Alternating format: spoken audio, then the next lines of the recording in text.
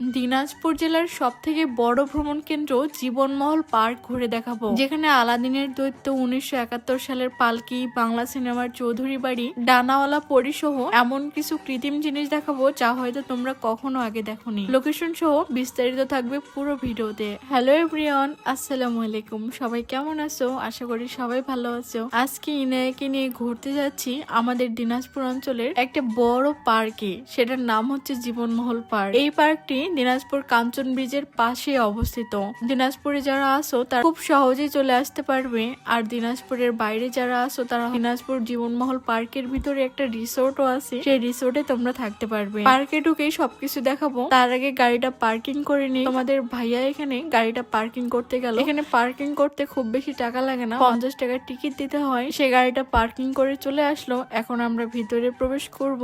এদিকে ইনায়া তো ঘুমিয়ে গেছে, তাকে আর কি দেখাবো। তাকে নিয়ে যেখানেই যাই সে শুধু ঘুমিয়েই থাকে। এরপর আমরা টিকিট কাটার জন্য আসলাম। এখানকার টিকিট মূল্য মাত্র 100 টাকা। মাত্র বললাম এই কারণে, দিনাজপুরে আরো অনেক পার্ক আছে যেখানে হাতি ঘোড়া দুই একটা বানিয়ে তারা 100 টাকার টিকিট নেয়। সে অনুযায়ী এর ভিতরে অনেক কিছু দেখার মতো আছে, এই জন্য মাত্র বললাম। আমরা দুটো টিকিট নিয়ে ভিতরের দিকে যাচ্ছিলাম। দেখা যাক এর ভিতরে কি কি আছে। আমরা আগেও এসেছিলাম, এখন নাকি অনেক উন্নত করা হয়েছে। সবকিছু আপনাদের দেখাবো। গেটে ঢুকেই প্রথমে কুকুরের সাথে ধাক্কা লেগে গেল। যাই হোক, এরপর টিকিট দেখিয়ে আমরা ভিতরে আসলাম। যারা আগে থেকে আমার ভিডিও দেখো তারা তো জানোই আমি পার্কের রিভিউ দিয়ে বেড়াইতাম। আগে ঢুকেই দেখলাম এখানে একটা বড় মসজিদ। মসজিদটা অনেক সুন্দর করে নির্মাণ করা। জানি না এই মসজিদে কারা নামাজ পড়ে, কারণ এখানে 100 টাকার টিকিট দিয়ে ঢুকে কেউ নামাজ পড়তে আসবে না। এছাড়া এদিকে অনেক ভাস্কর্য ছিল। এখানে বাঘ মামাও ছিল। আমি তার গায়ে একটু হাত বুলিয়ে দিলাম। এর আগে আমি যখন এই পার্কে এসেছিলাম এত উন্নত করা হয়নি, বাট এইবার এসে দেখতেছি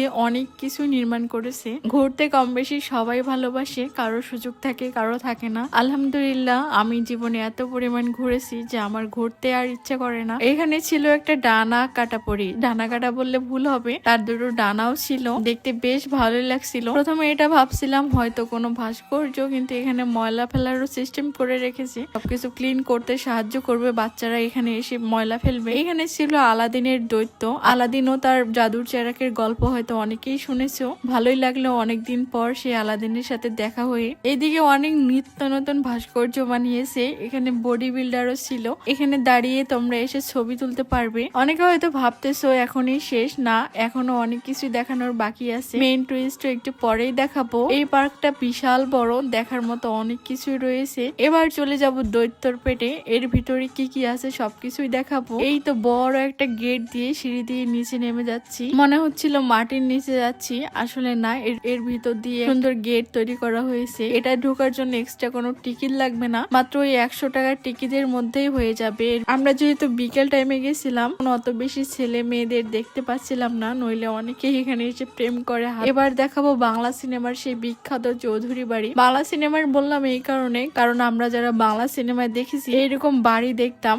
এটা হচ্ছে জীবনমহল পার্কের রিসোর্ট। তোমরা দূর দূরান্ত থেকে ঘুরতে আসলে রিসোর্ট বুক করে থাকতে পারো। একদম মনোরম পরিবেশ। রিসোর্টের ভাড়া কিরকম আমি জানি না, তাই তোমাদেরও বলতে পারলাম না। এইবার এই পাশটায় দেখলাম একটা বড় পুকুর। পুকুরের মাঝখানে একটা ঘাট, ছবি তোলার জন্য ভীষণ সুন্দর।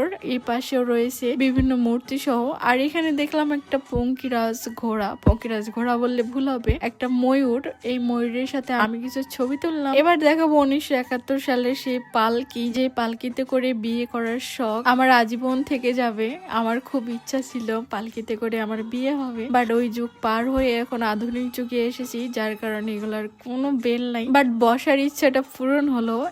এখন আমরা চলে যাব। আল্লাহ হাফেজ।